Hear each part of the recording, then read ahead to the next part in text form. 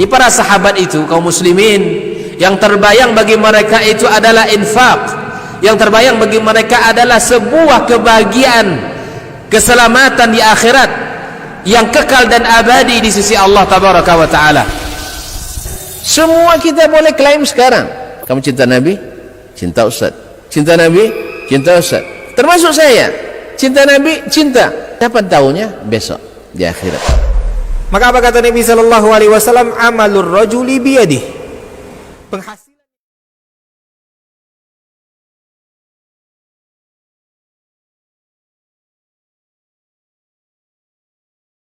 warahmatullahi wabarakatuh.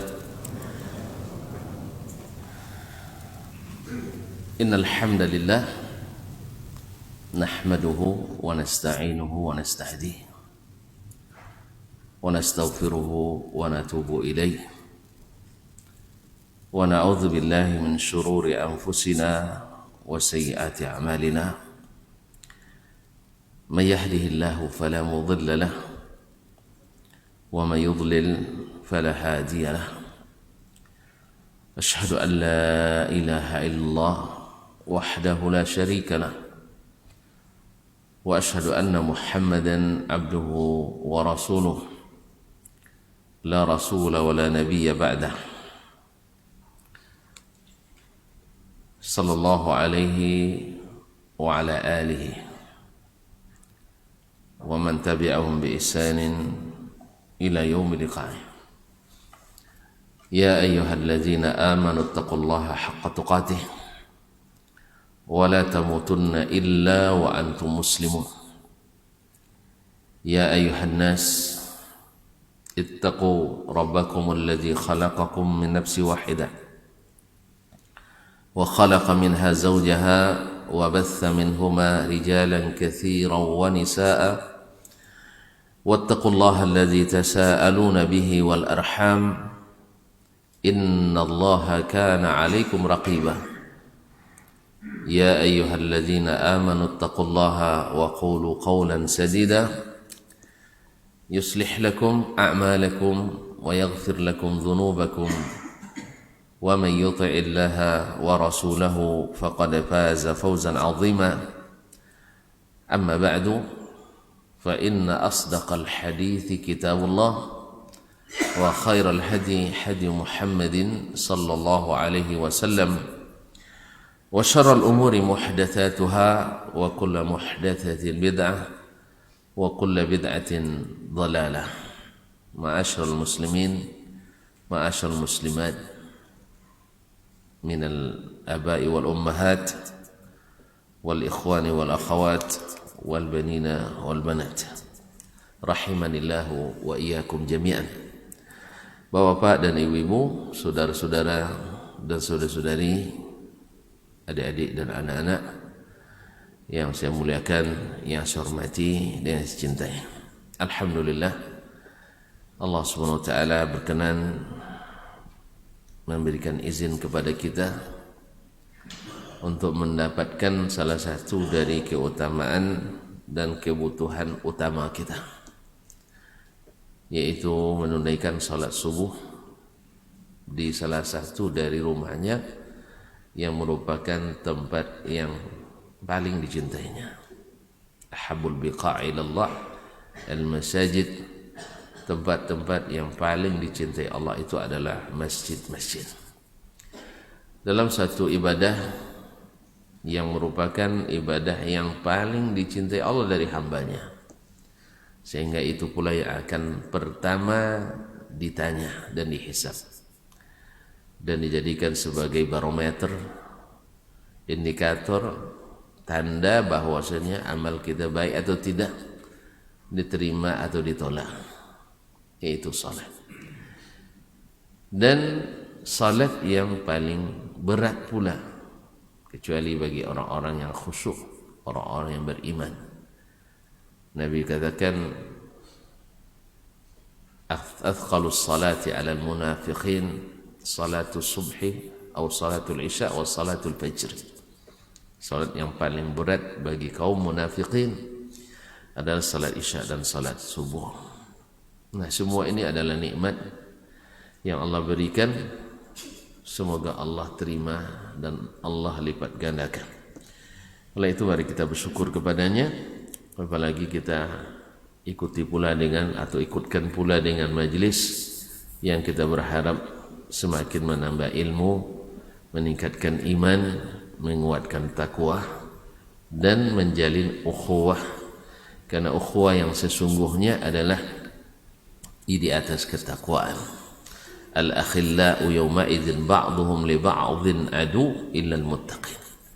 Orang-orang yang berkasih-kasih, yang saling mencintai di dunia ini nanti di akhirat saling memusuhi, kecuali cinta dan kasih dibangun di atas takwa, kecuali orang-orang bertakwa. Kita berdoa kepada Allah SWT, semoga Allah menjadikan hati kita hati yang bertakwa, yang dibuktikan dalam aplikasi amal yang nyata. Kita berdoa pula untuk semua orang yang berjasa kepada kita, khususnya orang tua kita,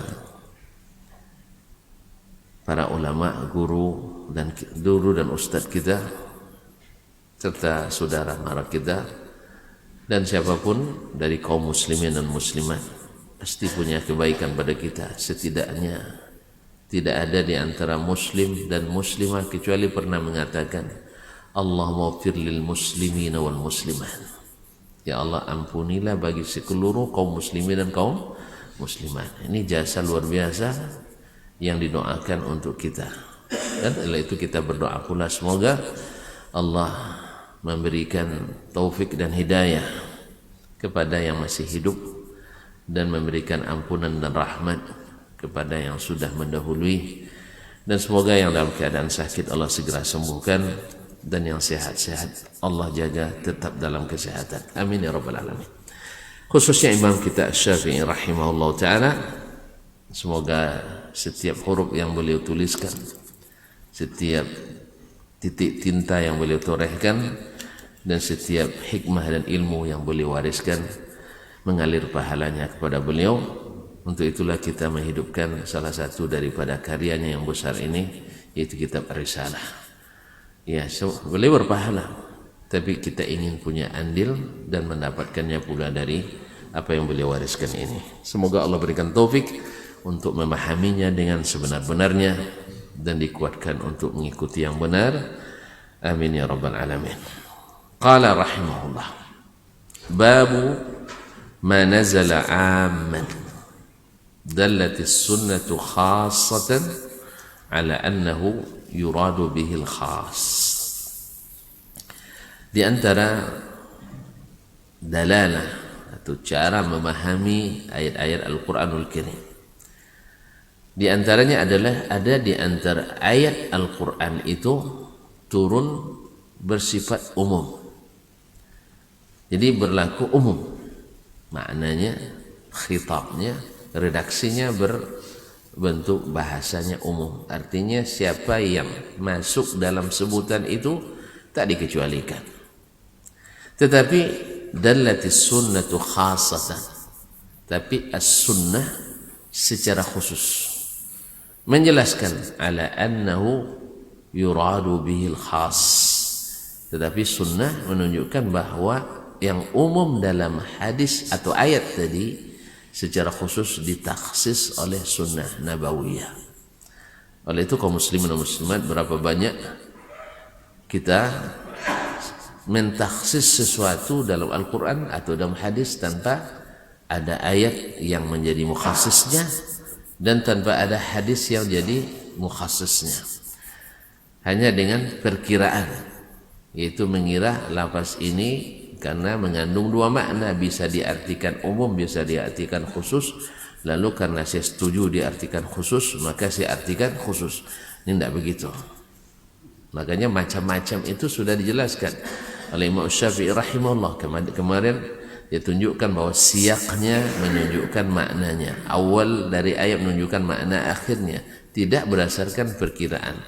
Disinilah kaum muslimin dan muslimat, kenapa imam-imam kita, para ulama menjelaskan metode yang benar memahami Al-Quran dan hadis, supaya kita berilmu, karena menafsirkan Al-Quran tanpa ilmu berdosa, ya, walaupun benar, Walaupun bisa saja benar orang yang berilmu kira-kira dapat betul kan, tapi tetap dosa. Tetapi orang yang berilmu dan menafsirkan Al-Quran sekalipun salah tetap berpahala. Oleh itulah kita perlu berilmu kalau mau menjadi ahli tafsirnya. Bukan untuk membacanya nak berilmu, nak jahil boleh membacanya. Orang awam boleh, tapi jangan coba-coba menafsirkannya tanpa ilmu. Nah, salah satu cara memahaminya atau menafsirkannya ilmunya, kita mesti punya alatnya, yaitu mengetahui baik secara bahasa dalalatu al-alfaz, yaitu apa yang ditunjukkan maknanya oleh berdasarkan dalil-dalil kaidah-kaidah bahasa Arab yang setelah di zaman kita memang zaman kaidah, karena bahasa kita, jangankan bahasa kita, bahasa Arab saja di kalangan orang Arab tidak dikuasai seperti dikuasai oleh orang-orang Arab dulu di saat Al-Quran dan hadis, atau Al-Quran turun dan hadis datang dari Nabi Sallallahu Alaihi Wasallam. Maka perlu kaidah-kaidah ini supaya tidak keliru. Nah, salah satunya adalah ada ayat yang bersifat umum tapi ditaksis oleh As-Sunnah An-Nabawiyah. Jadi tidak mencakup semuanya, kecuali yang disebutkan secara khusus dalam sunnah tadi dibatasi bahwa yang dimaksud adalah begini dan begini. Lalu Imam Asy-Syafi'i rahimahullah menyebutkan contoh, qala Allah jalla thana'uh, Allah tabaraka wa ta'ala, Allah jalla thana'uh, Allah yang maha mulia berfirman dalam surat An-Nisa ayat 11, wali abawaihi likulli wahidin minhumas sudus, li abawaihi likulli wahidin minhumas sudus, orang tuanya, kedua orang tuanya, maksudnya kedua orang tua dari seorang yang meninggal dunia. Ada orang meninggal dan ahli warisnya, atau di antara ahli warisnya ada ibu dan bapaknya. Falikulli wahidin minhumas sudus, masing-masing ayah dan ibu mendapatkan 1/6 mimma taraka in kana lahu walad, dari harta yang ditinggalkannya kalau yang meninggal itu memiliki anak, baik yang meninggal laki-laki, anak perempuan atau anak perempuan, baik meninggal anak laki-laki maupun anak perempuan. Bila ahli warisnya ada ayah dan ibunya, masing-masing mendapatkan 1/6 dengan syarat dia punya anak. Kalau dia punya anak, jadi ini seolah-olah semua orang yang meninggal, laki-laki dan perempuan, ya kan, baik muslim maupun bukan muslim, baik yang menjadi sebab meninggalnya orang ini atau tidak menjadi sebab, kan masuk semuanya nih. Asal ada yang meninggal, lalu dia meninggalkan orang tua, baik ibu maupun ayah, maka dia mendapatkan masing-masing ahli waris ini 1/6 bila yang meninggal ini punya anak. Ini umum, masuk semuanya asal ada yang meninggal. Taib. Fa in lam yakul lahu waladun warithahu abawahu fali ummihi thuluth. Dan bila dia meninggal tetapi dia memiliki anak, afwan, fa illam yakul lahu walad, kalau tadi punya anak, dan jika dia meninggal dalam keadaan tidak memiliki anak. Ada orang Masya Allah diberikan kekayaan besar dari sisi harta, tapi di sisi anak tidak punya. Nah, ada pula Masya Allah anaknya luar biasa, banyaknya, cuman harta tidak cukup, Pak. Cukup, cuman tidak lebih itu ya. Ya, cukup ya, Allah Subhanahu wa taala cukup beri kita rezeki, yang sedikit cukup, yang banyak habis juga. Nah, Allah cukupkan rezekinya. Kaum muslimin dan muslimat dirahmati Allah, cuman kita mengukurnya dengan rezeki orang lain pasti tidak cukup. Kalau rezeki kita cukup, kalau tidak ada rezeki kita mati, kan itu. Nabi mengatakan, demi Allah yang jiwaku ada di tangannya, tidak seorang pun mati kecuali sudah mengambil rezekinya. Cuman masalahnya kita selalu membandingkan rezeki kita dengan rezeki orang lain. Yang payahnya banding yang lebih tinggi itu payahnya. Ya Pak ya. Iya. Kalau dibanding yang lebih rendah kita bersyukur terus. Tapi banding yang lebih tinggi tak pernah cukup.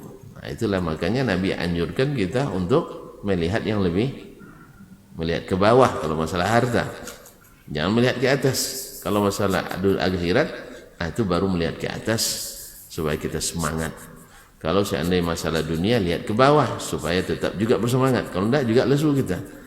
Ya, saya lebih duluan pergi kerja sebelum subuh udah berangkat. Dia jam 8 masih tiduran pagi. Tapi PT-nya banyak daripada dari saya. Kalau itu enggak jadi gitu. Kalau gitu kalau dia pergi jam 8, mudah-mudahan lebih lambat, lebih banyak rezekinya. Jam 9 berangkatnya. Enggak masuk ini kiasnya. Kalau itu kaum muslimin dan muslimat yang dapat rezeki kita, berarti rezeki kita bekerja, rezeki dia dapat. Kan itu rezeki kita bekerja, rezeki dia dapat duit. Kerja itu kan rezeki juga, dapat duit rezeki. Oleh itu syukuri apa yang ada. Nah, kaum muslimin dan muslimat dirahmati Allah Subhanahu wa taala. Kemudian beliau mengatakan, fa illam yakul lahu waladun wa warithahu abawahu fali ummihi thuluth.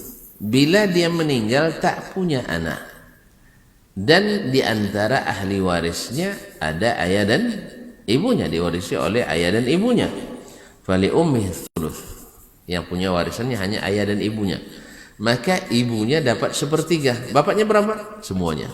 Setelah dikeluarkan sepertiga bagian ibunya, bapaknya dapat jadi asabah namanya.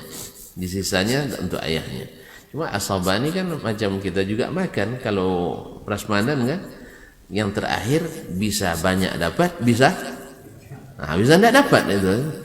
Jadi asabah tidak selamanya lebih banyak, tidak selamanya lebih banyak. Tapi kalau hanya dua begini saja, ayah dan ibu saja, pasti ayah lebih banyak. Ma'asyiral kiram yang dirahmati Allah, fa in kana lahu ikhwatun fali ummi sudus. Tetapi kalau dia punya saudara, baik saudara kandung maupun yang tidak kandung, saudara sebapak atau saudara seibu saja, maka ibunya hanya dapat 1/6, dapat 1/6, dan sisanya untuk ayahnya. Kalau ayah ada dapat, pasti untuk ibu semua gitu. Kan gitu. Biasanya lah ya, kalau ayah ada dapat, ibu pasti dapat. Tapi kalau ibu aja dapat, ayah belum. Ini piti saya nih bang, katanya kan. Tapi kalau piti ayah dapat, mana piti bang, katanya gitu. Tergantung lah pandai-pandai berhitung di keluarga. Nah, kaum muslimin dan muslimat dirahmati Allah. Ini negeri kita ini, masya Allah, negeri serba, masya Allah, serba menguntungkan laki-laki ya. Nah, kadang-kadang menguntungkan, kadang tidak. Tapi kalau memang kalau di sebagian kebudayaan memang laki-laki, perempuan. Nah, cuma ada di antaranya yang tidak berhitung seperti kisahnya Iyas Al-Qadhi itu. Kalau saya dapat gaji, saya letak di satu tempat, terserah istri ngambil berapa, kan itu ya. Masih ingat kan kisahnya? Cuma tentu tidak suka kisah nampaknya. Ya, ada seorang qadhi terkenal dengan kecerdasannya dalam menyelesaikan masalah, ya. Dia pandai mempelajari modus, pelajari alibi dan sebagainya. Selalu putusannya tepat. Namanya Iyas bin Muawiyah Al-Qadhi. Dia ada tua waktu itu, cuman masih pengen juga beristri muda.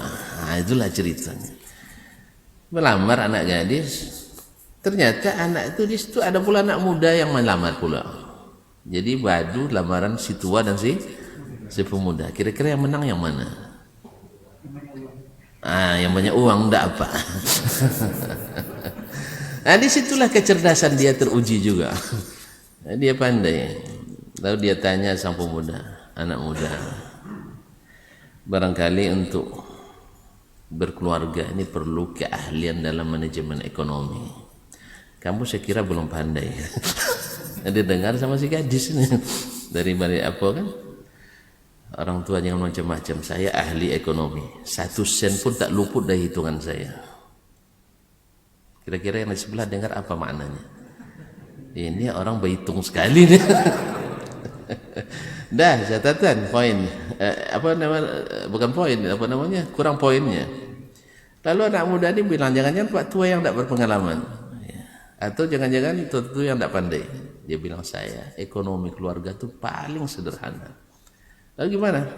Saya kalau terima gaji, uang saya letakkan satu kotak, yang diketahui oleh istri ambil berapa mau. Nah, lamaran siapa diterima? Alhamdulillah lamaran si tua diterima. Jadi nanti kalau pernah bersaing ya, kalau tuan-tuan sempat pula bersaing tanpa disengaja, ya rahmukallah, ya kayak itu bilang ya, pasti yang perempuan suka. Banyak ya, banyak duit tapi betul enggak juga suka, ya kan? Tapi sedikit uang untuk dia semua senang ya. Jadi oleh sebab itu kaum muslimin dan muslimat dirahmati Allah, ambil yang menyenangkan. Baiklah. Kemudian berkata Imam Syafi'i rahimahullah, wa qala walakum, masih berkataan ayat waris. Juga lanjutan di ayat ke-12. Jadi ayat tadi umum, seolah-olah semua yang meninggal punya ayah dan ibu, semuanya dapat, tanpa peduli bahwa sesungguhnya ayah itu muslim atau bukan muslim, atau anak yang meninggal muslim atau bukan muslim, atau ayah punya andil membuat sang anak meninggal, atau anak punya andil membuat orang tuanya anda. Dalam hal ini kan anak tadi, semuanya dapat. Nah, nanti akan dikhususkan dengan sunnah seperti akan dijelaskan oleh Imam Syafi'i rahimahullah. Wa qala, kemudian Allah berfirman, walakum nisfu ma taraka azwajukum. Kamu wahai para suami mendapatkan setengah dari peninggalan istri-istrimu. Masya Allah. Makanya banyak yang suka janda kaya. Ya, kalau meninggal, banyak dapat setengah. Tapi kan catatan dulu, illam yakun lahunna walad. Bila dia janda tidak punya anak, makanya yang tak punya anak lebih diminati. Iya jelas. Yang tak punya anak lebih. Jika tidak punya anak, fa in kana lahunna waladun falakumur rubu'. Tapi jangan khawatir, masih ada 1/4. Kalau mereka itu punya anak, lalu kamu istrimu meninggal, maka dapat 1/4. Ini juga akan dibatasi nanti. Sebab kalau dimutlakkan seperti ini, dia usahakan istrinya meninggal. Nah, karena itu makanya ada khusus. Nanti akan dikhususkan siapa yang dapat, siapa yang terhalangi mendapatkannya. Falakumur rubu' mimma tarakna min ba'di wasiyatin yusina biha audain. Kamu dapat 1/4 dari apa yang dia tinggalkan kalau dia punya anak setelah membayar atau menunaikan wasiat yang dia wasiatkan. Misalnya dia wasiatkan sebelum meninggal 1/3 hartanya, paling banyak hanya 1/3, dan sebaiknya kurang dari 1/3. Yang afdalnya kurang dari 1/3, karena anjuran Nabi SAW kalau wasiat. Tapi kalau infak semua tidak apa-apa, jelas ya. Kalau infak semasa hidup ya tidak apa-apa, nak kasihkan semua tidak masalah. Tapi kalau seandainya wasiat itu hak ahli waris, apa namanya, peninggalan itu hak ahli waris. Makanya bapak dan ibu yang ingin berwasiat atau ingin memberi sebelum meninggal, silahkan. Misalnya saya kalau meninggal, Ustaz, anak-anak saya bekalau dia, itu bekalau, bercokak, bercakaknya kan. Kalau tengok keadaannya payah Ustaz.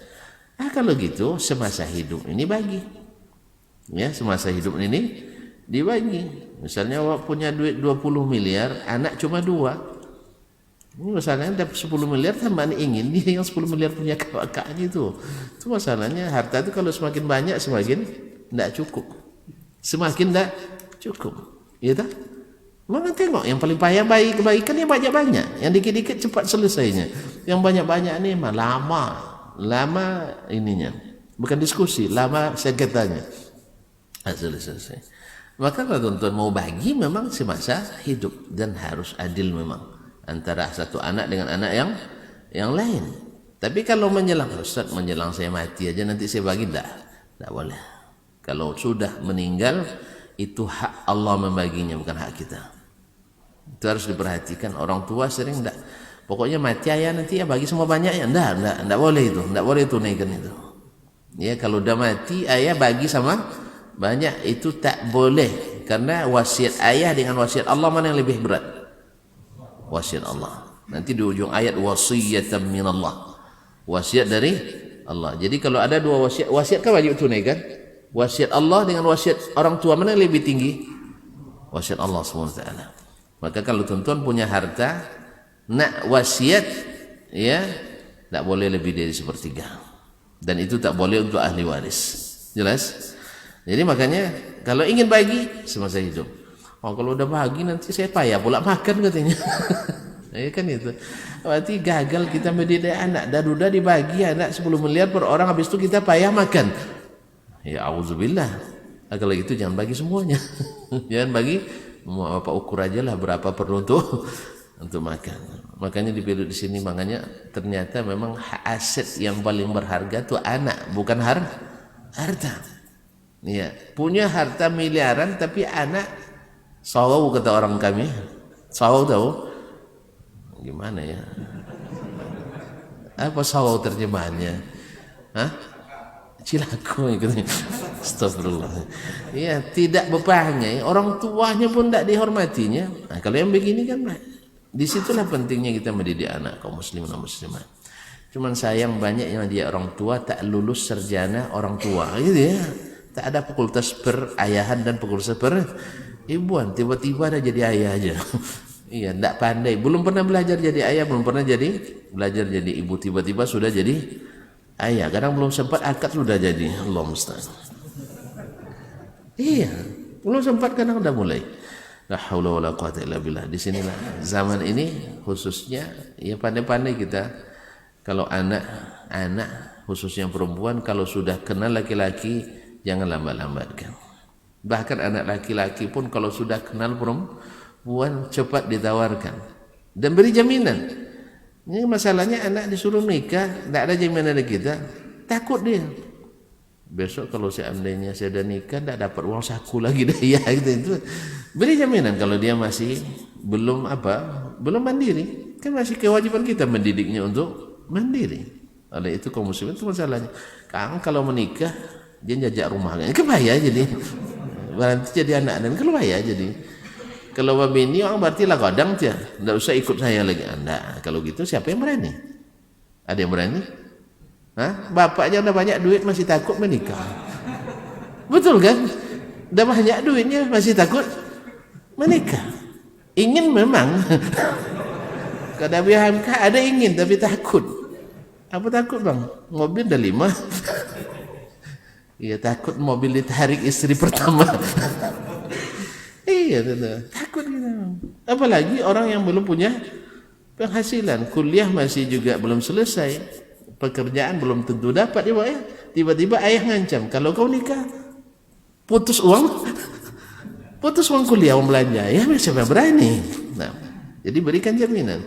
Nah, kamu ayah lihat sudah sering ngijau anak orang katanya, ngerlingan anak orang. Kalau gitu, tahu enggak orang tuanya di mana? Biar kita ketemu, diikat. Soal mereka nak punya anak dulu, nak nanti kan sekarang maju kan. Ya, kalau ada maslahat yang lebih berat dan kan boleh dilambatkan, membatasi menghalangi tidak boleh, membatasi atau mengatur kan boleh dengan tujuan yang syar'i, misalnya dia harus kuliah ke luar negeri, ya tidak ada dan sebagainya, berarti yang lebih tahu pertimbangannya. Allah musta'an. Baiklah kaum muslimin dan muslimat dirahmati Allah. Jadi siapa yang meninggal istrinya dan punya anak, maka sang suami dapat 1/4. Nah, setelah wasiat ditunaikan, ini yang masuk tadi, masuk dari wasiat. Wasiat ini tidak boleh lebih dari 1/3 dan bukan untuk mengatur harta warisan setelah itu. Bukan untuk mengatur warisan yang untuk anak-anak atau ahli waris, tidak. Ahli waris itu Allah yang ngatur warisannya. Allah yang mengatur warisannya, tidak ada hak yang akan meninggal untuk mengatur bagaimana pembagian warisan, kecuali yang sesuai dengan syariat Allah SWT. Kalau wasiatnya begini, nanti kalau meninggal ayah, harta ini bagi menurut ketentuan itu tidak apa-apa, betul itu, bagi menurut ketentuan syariat. Tapi kalau seandainya dia meninggal ayah, nanti yang di situ sebulanah yang dapat, yang ini sebulan, ya jangan berkelahi, tidak pasti berkelahi itu, karena tidak mengikut syariat Allah Subhanahu wa taala. Jadi kalau nak bagi, sekali lagi, nak bagi semasa hidup dan mesti adil di antara anak. Tak boleh satu diberi satu tidak Tidak boleh. Kata Nabi SAW, la asyhadu ala jawr. Saya tidak mau bersaksi untuk suatu kezaliman. Itu kezaliman, anak sebagian diberi, sebagian tidak, harus diberikan semuanya. Kalau pemberian beda dengan nafkah. Pemberian beda dengan nafkah. Kan ada pemberian, ada hadiah ya.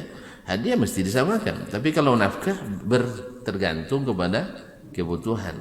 Masa anak baru umur 6 tahun, ya yang satu umur 20 tahun, sepatunya sama harganya. Ini 15.000 beli sepatu masing-masing. Tidak bisa. Anak bujang berapa sepatunya? Kalau kami David, saya hafal dulu, antum sekarang kok tidak hafal. Kalau kami dulu cukup dengan 50.000 udah bagus kan, sama kami dulu. Sekarang 5 juta belum bagus katanya. Iya, anda juga katanya. Baiklah kaum muslimin dan muslimat dirahmati Allah. Nah, walahunna ar-rubu' mimma taraktum in lam yakul lakum walad. Dan para istri itu dapat pula 1/4 dari harta yang kalian tinggalkan kalau kalian tak punya anak. Kenapa istri 1/4? Cuma kan kita sudah tahu bahwa istri kan dia ditinggalkan kalau dia punya anak kan menjadi ibu. Ya? Ibu kalau tak punya suami tanggung jawab siapa? Anaknya. Ya tak? Kalau dia tidak punya penghasilan, makanya dia cukup 1/4. Hartanya ini tak akan berkurang. Kalau dia bersuami lagi, dia dapat nafkah dari suaminya. Tak? Makanya anak, karena anak harus dapat lebih banyak. Karena anak khususnya laki-laki akan menafkahi orang tuanya, akan menafkahi orang tuanya, atau akan punya anak lagi, atau punya istri lagi, dan seterusnya. Fa in kana lakum waladun falahunna tsumunu mimma taraktum. Dan bila kalian punya anak, maka mereka dapat 1/8. Jadi 1/8 kalau istrinya 2 berarti 1/8 itu bagi 2. Kalau seandainya istrinya 3, 1/8 itu bagi 3. Kalau istrinya 4, maka dapat bagi 4. Itu makanya istri takut dia dimadu. Salah satunya sebabnya. Sebab kalau abang mati nanti sedikit dapat saya. Padahal dia lupa semasa hidup kan banyak dia dapat kan. Iya tak? Suaminya kaya raya, istrinya cuma 1 sekarang. Kira-kira pemberian untuk istri dari suami yang kaya dengan miskin sama? Tidak sama kan? Ya kalau kita yang miskin-miskin misalnya beli paling-paling beli perhiasan sekali 5 tahun, nabung dulu kan.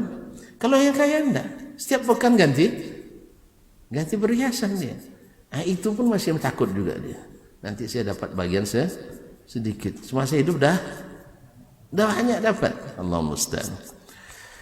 Kaum muslimin dan muslimat dirahmati Allah SWT.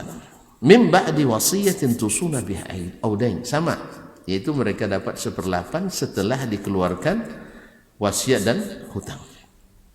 Tadi juga wasiat dan hutang, karena ini hak yang melekat pada harta suami. Kalau warisan kan setelah itu. Nah, baik, sebab kalau dibagi dulu, anak-anak belum tentu bayar hutang kita, belum tentu bayar wasiat kita. Bahkan di masa hidup aja banyak yang menarik wakafnya kembali. Anak-anaknya, orang tuanya ada bawa wakaf, meninggal ayahnya ditarik oleh ahli warisnya. Ya, dan ini haram. Ini bawa neraka karena wakaf itu lillah, sama dengan mengambil harta yang kita sudah nazar kepada Allah tidak bayar. Dosa besar kaum muslimin dan muslimat dirahmati Allah. Makanya siapa yang berwakaf itu harus diberitahukan ahli warisnya, dan sebaiknya wakaf itu dilepas. Karena setiap wakaf yang tak lepas dari pengurusan lalu diajak orang lain selalu bermasalah. Wakaf yang keluarga masih ikut di dalamnya selalu bermasalah. Kecuali memang keluarganya ngurus semuanya, tidak apa-apa. Tapi kalau masih wakaf yang campur setengah-setengah, tapi kalau yang betul-betul serius ngurus jalan. Tapi kalau setengah-setengah tidak jalan. Dia wakaf, dia punya tanah, orang lain buat bangunan atau ruangan, buat yayasan dan sebagainya. Lepas itu udah jadi yayasan, Pak, udah selesai ya, yang punya kami. Padahal untuk mendapatkan itu berapa energi, berapa yang dia harus dilakukan, bahkan mengorbankan kepercayaan orang. kepercayaan orang. Allah musta'an. Oleh itu supaya tidak bikin masalah di kemudian hari, wakaf ini dilepas. Kalau tuan-tuan tidak bisa ngurusnya dengan profesional, jangan ikut campur di dalamnya. Karena dia suatu saat kalau tak kita, anak kita, tidak anak kita, cucu kita. Mereka bilang nanti ini ayah saya punya dulu. Soalnya sudah ngurus kan. Tapi kalau sudah lepas mereka tak mikir-mikir itu lagi. Tinggal kita mengharapkan pahala yang lahir dari wakaf tersebut. Hampir tidak ada wakaf yang ikut campur tangan keluarga kecuali menimbulkan masalah setelah barangnya jadi. Allah musta'an. Fa in kana lakum wa in kana rajulun yurathu kalalatan aw imra'atun wa lahu akhun aw ukhtun falikulli wahidin minhum as-sudus. Bila ada seorang laki-laki yang diwarisi tak punya keturunan, atau wanita yang tak punya keturunan, dia tak punya anak, tak punya ayah, tak punya ibu, ya, tapi dia walahu akhun aw ukhtun, tapi punya saudara laki-laki dan punya saudara perempuan. Jadi asal keturunan enggak ada ke atas, ayah dan ibu, datuk nenek enggak ada, ke bawah cucu tak ada, cicit tak ada. 6. Tapi dia punya saudara laki-laki ataupun perempuan. Falikulli wahidin minhum as-sudus. Maka masing-masing dari saudara laki-laki dan perempuan itu dapat 1/6. Fa in kanu aktsara min dzalik, kalau mereka lebih dari 1, fahum syuraka'u fi thulus, maka mereka semua yang lebih dari 1, baik 2, 3, 4 dan seterusnya itu, si ayah maupun si ibu, si ayah saja, si ibu saja, dapat 1/3 dibagi rata. Min ba'di wasiyatin yusa biha aw dain ghaira mudhar, yaitu setelah wasiat dan atau hutang dan tidak untuk memberikan mudarat kepada orang yang ahli waris. Wasiyatan min Allah, ini wasiat dari Allah. Wasiat dari Allah kan perintah. Makanya tadi kita katakan wasiat ini, pembagian ini wajib, bukan sunat. Artinya tidak ada istilah tidak enak perasaan. Ini kita sering tidak enak perasaan. Akhirnya berakhir juga nggak enak, membantah antara ahli waris. Makanya secepat-cepatnya diselesaikan. Apalagi kalau di kampung-kampung masalah, masih merah tanah kuburan orang tuanya, ada dibagi-bagi hartanya. Dasar tidak beradab gitu. Memang kalau sisi adab mungkin tidak, tapi sisi akhlak betul ini harus dibagi dulu. Kita orang Indonesia memang adabnya tinggi, akhlaknya kadang itu masalah. Adab tinggi bang, cuma akhlak kurang. Ya. Tahu bedanya kan? Sopan santun kita orang-orangnya sopan, masya Allah. Ngantri mau, sekali-sekali main injak-injak. Allah musta'an. Tapi di akhlak sering kena kita. Di akhlak sering kena. Kalau sopan santun tinggi, lewat, nunduk-nunduk kan. Ya, salam cium tangan. Tapi pas bicara kadang kotor bicaraannya. Allah musta'an. Fa'abana anna lil walidaini wal azwaji mimma samma bil halal. Ini perkataan Imam Syafi'i. Allah menjelaskan bahwasanya lil walidaini, kedua orang tua, wal azwaj, dan suami-suami atau istri-istri, mimma samma bil halal, mendapat bagian dari apa yang diwariskan dalam keadaan seluruhnya. Wa kana ammal makhraj. Dan ayat ini keluarnya bersifat umum. Jadi maknanya seolah-olah seluruh yang meninggal, ya begini pembagiannya, dapat bagian. Padallat sunnatu Rasulillah sallallahu alaihi wasallam ala annahu innama urida bihi ba'dul walidain. Tetapi sunnah menunjukkan bahwa yang dimaksud dapat bagian sebagian dari orang tua, tidak semuanya. Baik. Wal azwaj, dan juga sebagian dari suami, tidak semuanya. Ada yang tidak dapat bagian. Di mana dapatnya? Wa dzalika ayyakuna dinul walidaini wal mauludi waz zaujaini wahidan. Yaitu dengan syarat yang dapat Ternyata tidak semuanya. Yang dapat pertama adalah agama kedua orang tua itu dan agama anaknya mesti sama. Jelas? Agama suami dan agama istri mesti sama. Loh, kok bisa agamanya beda? Bisa. Misalnya lahir dari keluarga muslim, tiba-tiba karena tidak dididik agama, terbaca oleh dia agama lain, bab kasih sayang, habis itu jatuh cinta pula pada anak gadis agama lain, agamanya enggak ada, terus mimpi pula dia dari syaitan bahwa agama itu lebih baik. Kan ada yang mimpi kadang kan bertemu dengan Nabi Isa misalnya, bertemu dengan Nabi Musa dan sebagainya, lalu bertemu mengatakan bahwa agama itu lebih bagus dari agama sini. Dia nggak ngerti agama, gimana dia tahu mana yang lebih baik, mana yang buruk? Kita kan sering begitu kaum muslimin, mengira dan merasa. Ini tabiat kita, menilai tanpa ilmu. Ya, tonton ketika mendengar saya berbahasa Arab, masya Allah, belum pernah saya mendengar orang sepasif Ustaz Dasman bahasa Arab. Lalu tanya, bapak pandai bahasa Arab? Enggak. Nah itu masalahnya. Wih, sedap kajinya, enggak ada salahnya.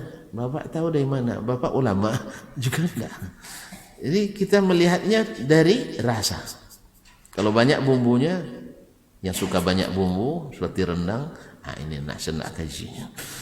Tapi yang tak suka banyak bumbu, kayak masakan-masakan orang Sunda kan tak banyak bumbunya. Nah, ini kalau banyak bumbu, ini masakan orang Padang. Tidak suka dia. Jadi kita menilai sering seperti itu. Iya tak? Sering menilai tanpa ilmu. Oleh sebab itu sering penilaiannya keliru. Tadilah dia nilai, oh agama ini lebih bagus, sehingga masuk jurusan perbandingan. Jurusan agama. Dia agamanya sendiri belum paham. Karena dulu belajar hanya rukun Islam, rukun iman. Memang penting ini. Cuma tidak mendalam bahasannya. Seperti apa maknanya iman kepada Allah itu seperti apa? Apa makna iman kepada Allah? Percaya sama Allah selesai. Percaya gimana? Allah pencipta Allah. Terus Anda masih juga ikut perayaan sema menyema. Iya tak? Masih juga sesajen kan pakai la ilaha illallah Ustaz katanya. Ya. Ucapannya la ilaha illallah tapi amalannya banyak ilah selain Allah. Karena dia tidak paham makna ilah itu yang diibadati dengan hak, yang dicintai dengan hak. Dia hanya mengatakan ilah itu maknanya tidak ada Tuhan, maknanya tidak ada pencipta saja. Dia akui tidak ada pencipta, tapi ibadahnya masih diberikan pada selain Allah. Yang seperti ini ketika dibandingkan agama dengan agama lain, yang dibandingkan bukan masalah ketuhanan. Kadang yang ditampilkan hanya sekedar dasar kulit-kulitnya. Maka terlihat olehnya berarti agama itu sama rupanya ya. Mengajarkan sama-sama beribadah, ya. Kemudian ibadah itu melahirkan ketentraman jiwa. Kalau gitu Anda bebas milih agama manapun, semuanya menjanjikan surga, beda bahasa saja, ya Pak ya. Kalau agama Hindu surganya namanya nirwana, ya kalau di Inggris namanya paradis, ya kalau di Indonesia namanya surga Firdaus, sehingga dapat Pak Wali Kota namanya. Kaum muslimin hafizahullah taala. Jadi kaum muslimin dan muslimat akhirnya sama jadinya. Nah akhirnya menikahlah muslim dengan yang bukan muslim. Akhirnya ya siapa yang lebih dominan itu yang merubah. Dan rata-rata kita, itulah sebabnya kenapa fatwa ulama mutaakhirin tak boleh laki-laki muslim nikah dengan orang Yahudi dan Nasrani, karena dia tidak punya agama. Rata-rata di zaman kita ini rata-rata kita muslimin tidak mengenal agamanya. Kenal pun kadang-kadang tak mau ngamalkan. Dia tinggi ilmunya tentang agama ini tapi amalnya miskin. Masih ringan baginya mengamalkan, ringan maksudnya berat baginya mengamalkan apa yang dia ketahui. Dengan alasan banyak, kalau orang tidak mau kan banyak alasannya. Sekarang satu alasan dah cukup kalau bilang tidak mau. Ya tak? Untuk membatalkan kan mudah kan? Dah kumpul syaratnya 40 syarat, oke. Ya. Datang satu syarat yang tidak oke, batal semuanya itu. Kalau yang tidak mau itu banyak alasannya.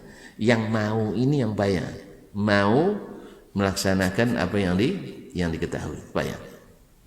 Baiklah kaum muslimin. Jadi ada kemungkinan suami dan istri tak seagama atau orang tua dengan anak yang tidak seagama. Maka umum makna tadi seluruh yang meninggal punya ahli waris dapat ternyata dikhususkan dengan sunnah Nabi SAW, yaitu mereka yang seagama dan seakidah. Baik. Kemudian wazalika ayyakuna dinul walidaini wal mauludi waz zaujaini wahidan, yaitu syaratnya agama kedua orang tua dan anak itu mesti sama. Wal zaujaini wahidan, dan juga agama suami dan istri mesti sama. Kalau tidak dapat warisan. Kemudian syarat yang kedua dalam sunnah juga, dalam ayat tidak ada. Wala yakunul warithu minhuma qatilan, dan tidaklah ahli waris yang masih hidup membunuh yang diwarisi. Misalnya, maka ini kan ini perlu ini syarat ini dari sunnah, bahwa kadang-kadang kan karena sudah orang yang kurang, yang tidak dididik dengan iman, yang terbayang olehnya adalah harta, maka dia percepat proses kematian orang tuanya, atau dia percepat proses kematian suaminya, ya tak? Atau anaknya, supaya dapat hari warisan. Dan itu ada apa enggak? Banyak. Berapa banyak istri yang ketemu pelakor? Itu pelakor? Hah? Perebut laki orang itu ya. Jadi dah ketemu dia yang pelakor, dah buat janji, gimana cara melepaskan suami ini, tidak mau pula menceraikan. Gimana mencerai istri saya? Cantik pula. Nah, dah buruk pun perangi, kadang payah cerai kan. Tak mudah kalau hati dah kena. Akhirnya istri dah kena pula sama orang lain. Akhirnya dia percepat membunuh suaminya dengan harapan warisan dapat, suami dapat, gitu kan? Nah, yang seperti ini Islam katakan kamu tak dapat. Man istajala syai'an qabla awanihi uqiba bihirmanihi. Siapa yang ingin dapat segera sebelum waktunya, dihukum dengan tidak mendapatkannya. Maka yang seperti ini tidak boleh. Di mana ketentuan ini? Dalam sunnah Nabi SAW. Berarti sudah dua. Satu, agamanya mesti sama. Mana tahu nanti awalnya Muslim, habis itu murtad dia. Tidak dapat. Sama juga, anaknya Islam, ayahnya kafir, dia tidak berhak mewarisi. Andai diberi, dia tidak boleh ngambil. Tapi pemberian semasa hidup boleh? Ya boleh. Tapi kalau udah mati, bukan. Tapi kalau diberikan bagian oleh saudara-saudaranya yang kafir, sudah dapat warisan dari orang tuanya, lalu dia diberi hadiah dia tidak masalah. Tapi warisan dia tidak berhak mewarisi. Warisan tidak berhak. Karena la yarithul muslimul kafir walal kafirul muslim. Kata Nabi SAW, orang kafir tak mewarisi orang muslim, dan muslim tidak mewarisi orang kafir. Oleh sebab itu, ini syarat kedua. Syarat pertama. Yang kedua adalah tidak boleh ahli waris ini terlibat dalam membunuh atau mematikan orang yang diwarisi ini, baik anak, suami, istri, atau orang tua. Tidak boleh.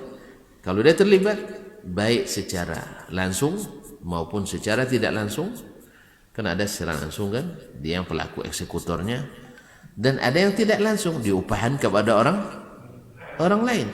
Banyak loh, Masya Allah, kisah-kisah viral yang kita lihat, diupahkan ke orang lain membunuh orang yang selama ini membelanjanya, menafkahinya, menyayangi dan sebagainya, hanya karena kerdipan mata seseorang yang belum tentu bertanggung Jawab. Kaum muslimin dan muslimat dirahmati Allah. Itulah sebabnya kenapa kaum wanita ya kalau tidak berhajat betul lebih baik di rumah. Waqarna fi buyutikunna. Karena laki-laki itu kenanya di mata, Pak. Kalau udah nampak ya lalu dia berharap dicarinya sampai dapat. Makanya laki-laki itu kalau menangis selalu menutup mata. Apa sebab dosanya banyak di mata, sambil nangis pun nengok juga. Dan nangis, Pak. Ya gimana lagi ya saya gitu. Nengok juga dia. Mata. Kalau ibu-ibu menangis tutupnya mulut karena memang suka ngerumpi. Ya, dosanya banyak di fitrah itu kaum muslimin, fitrah. Jadi ibu tengok nanti, Pak. Ya, kalau ibu nangis tutup mulut dia. Kalau bapak-bapak nutup gini tuh, tapi nampaknya. Oleh sebab itu tolong jangan perlihatkan kecantikan anda para perempuan ini kepada laki-laki. Yang tidak nampak pun wajahnya tapi nampak matanya gini. Kadang lebih dahsyat juga. Karena setan mengatakan jangan-jangan di balik cadar ini cantik luar biasa gitu. Karena belum ditengok kadang. Tengok mata. Makanya waqarna fi buyutikunna. Ya.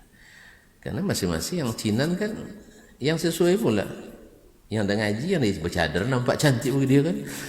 Yang belum ngaji tentu yang terbuka-buka itu. Nasallallahu alaihi wasallam. Maka wanita pada asalnya di rumah.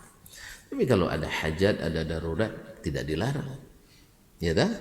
Ada hajat dan darurat tidak dilarang. Ya, tapi kalau tidak maka wanita itu memang di rumah. Lalu bekerja kan asalnya tidak wajib.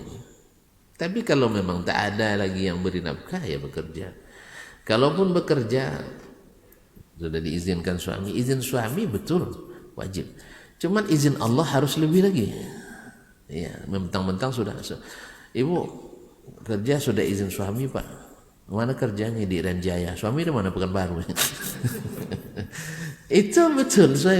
Izin suami itu baru bekerja, tapi izin musafir, izin jangan ikhtilat itu tidak izin, tidak ada izin suami di situ. Ibu tetap tidak boleh pergi berduaan dengan baik atasan maupun bawahan. Tetap tidak boleh. Ini masalahnya. Kenapa ibu-ibu para wanita itu dibatasi keluar? Sebab kalau sudah bekerja, kalau dia jadi staf siap diajak kemanapun oleh atasan. Kalau dia jadi atasan harus bawaan kemanapun. Sayangnya negara tidak memfasilitasi mahram. Beda kalau misalnya di negeri yang menerapkan syariat, kadang-kadang mahram difasilitasi. Mahram difasilitasi. Makanya kadang-kadang kalau ada hadiah haji dan umrah untuk para pemenang, kadang-kadang kalau perempuan maka diberikan mahramnya tiket. Belanja mungkin tidak ya, tapi tiket akomodasi konsumsi dikasih. Gitu. Belanja kan sudah ada hadiah untuk istrinya kan, seperti itu dikasih fasilitas seperti itu. Cuma kan tak banyak yang bisa seperti itu, apalagi negara yang tidak menjalankan syariat Islam. Kalau kita di sebuah negara Islam itu kalau menikah mahasiswa beasiswanya ditambah. Seperti di Kuwait, kalau mahasiswanya dapat 200 dinar, kalau menikah dapat 300 dinar. Kalau di negeri kita ditarik, yang sudah habis pun diminta ganti gitu. Kan beda memang.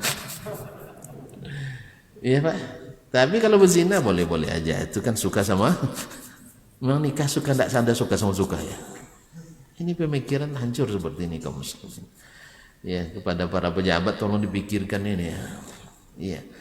Dia berzina, ngajak anak orang, tak suka sama suka, tak dihukum, tak ditarik beasiswanya. Kadang nikahnya, kadang berzinanya gara-gara beasiswa ini. Pakai biaya beasiswa itu dia berzina, na'udzubillah. Tapi tak ada undang-undang yang mengharuskan menarik beasiswanya. Tapi kalau sudah menikah, ditarik. Bagus nih enggak? Bagus. Ini keliru, 100% keliru ini. Baik secara ilmu pendidikan umum maupun secara syar'i. Saya tidak bicara secara syar'i saja. Ya. Ya, karena orang yang berzina pasti tak baik perilakunya. Sebab nanti setelah menikah pun akan mikir lagi berzina, maka akan banyak keluarga yang hancur gara-gara orang ini. Banyak hancur gara-gara, kecuali dia bertobat kepada Allah SWT. Harusnya pemerintah menyokong itu. Kamu menikah ya? Iya pak. Udah selesai kuliah belum? Nih saya tambah lagi. Awalnya dapat 50, dapat 75. Mau? Bapak jadi mahasiswa lagi? Iya, ini harus dipikirkan. Mana tahu di antara tuan-tuan nanti anaknya, cucunya, menantunya punya kebijakan. Dimulai dari yang Kota Pekanbaru mulai misalnya, habis itu Provinsi Riau, nanti ternyata hasilnya luar biasa, nanti ditebarkan secara nasional. Kita buatkan nanti kajian akademisnya untuk draft undangnya bahwa seluruh mahasiswa menikah dapat beasiswa 2 kali. Mana ada utang banyak. Tidak bisa utang banyak. Atau setidaknya jangan ditarik lah, jangan ditarik gitu. Ya, tapi siapa yang berzina, beasiswanya dibalikkan 2 kali. Itu bagus loh. Itu yang terbaik sebenarnya. Tapi itulah. Semoga Allah berikan petunjuk kepada para pengambil kebijakan. Baik kaum muslimin, yang ketiga, wala mamlukan. Dan syarat yang ketiga, tidaklah salah satu dari yang diwarisi atau yang mewarisi itu hamba saya. Kalau hamba saya tidak mewarisi. Kaum muslimin dan muslimat dirahmati Allah SWT, mudah-mudahan sampai di sini untuk contoh ini kita sampaikan insyaallah selanjutnya pada kajian yang akan datang dengan izin Allah Subhanahu wa taala. Intinya apa? Ini salah satu bentuk dan cara Allah menjelaskan syariat ini kepada kita. Nah, keadaan ini perlu diperhatikan supaya pemahaman kita jelas, terang, dan tidak mengada-ngada dalam agama. Sebab berapa banyak hanya dengan kaedah-kaedah yang secara kaedah benar, tetapi secara aplikasinya keliru. Banyak keliru. Jadi kita kebanyakan dalam ilmu usul fikihnya tanzil manatnya sering keliru. Kaedahnya hafal, cuman aplikasinya sering keliru. Sebagaimana kita kadang-kadang ilmu banyak, tapi mengaplikasinya kan keliru karena tidak terbiasa. Ya Pak ya. Makanya banyak kita sarjana tidak profesional. Sebab apa? Tidak dipraktikkan. Saya bilang kan saya kursus komputer sampai maintenance saya ikuti. Ya tinggal programming yang belum kan. Nah, cuman sekarang rusak komputer, hidup komputer nanya juga semana. Hidup kan ya. Buka program aplikasi tidak pandai lagi. Sebab apa? Tak diamalkan. Demikian juga ilmu agama ini. Banyak ilmu itu hilang lagi karena tidak diamalkan. Berapa banyak sarjana agama tetapi tidak terlihat kesarjanaannya sebab tidak profesional karena tidak diaplikasikan. Semoga Allah SWT berikan kita ilmu yang benar, kemudian amal yang saleh, serta doa yang dikabulkan. Amin ya rabbal alamin. Demikian, mohon maaf atas segala kekurangan. Terima kasih atas setiap perhatian. Kita jumpa kembali. Wa subhanakallah bihamdik, asyhadu an la ilaha illa ant, astaghfiruka wa atubu ilaik. Wassalamualaikum warahmatullahi wabarakatuh.